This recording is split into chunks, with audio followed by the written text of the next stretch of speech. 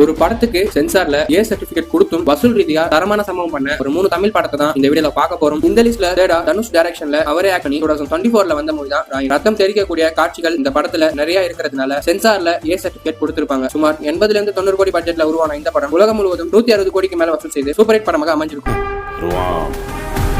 இந்த லிஸ்ட்ல செகண்டா கமலஹாசன் டைரக்ஷன்ல அவரே ஆக்ட் பண்ணி 2013ல வந்த மூவி தான் விஸ்வரூபம். இந்த படத்துல வர சீன்ஸ்க்காகவே சென்சார்ல ஏ சர்டிபிகேட் கொடுத்திருப்பாங்க. சுமார் 90 ல இருந்து 100 கோடி பட்ஜெட்ல உருவான இந்த படம் உலகம் முழுவதும் 220 கோடிக்கு மேல வசூல் செய்து ஒரு பிளாக் பஸ்டர் படமாக அமைஞ்சது. இந்த பலத்தையும் சார்ந்து இருக்கிறது பாவம் இல்ல பிரதர், ஆனா தேச துரோகியா இருக்கிறது தப்பு. ஃபைனலா இந்த லிஸ்ட்ல ஃபர்ஸ்ட் பிளேஸ்ல ரஞ்சித் டைரக்ஷன்ல நம்ம சூப்பர் ஸ்டார் நடிச்சு 2016ல வந்த மூவி தான் கபாலி. இது ஒரு கேங்ஸ்டர் மூவினால சென்சார்ல ஏ சர்டிபிகேட் கொடுத்திருப்பாங்க. சுமார் 100 கோடி பட்ஜெட்ல உருவான இந்த மூவி உலகம் முழுவதும் 280 ல இருந்து 350 கோடி வரை வசூல் செய்து ஒரு தரமான வெற்றி படமாக அமைஞ்சிருக்கும். தமிழ் படங்களை மறந்து வச்சுக்கிட்டு மியூசியம் முறுக்கிக்கிட்டு லுங்கி கட்டிக்கிட்டு நம்பியாரு கபாலி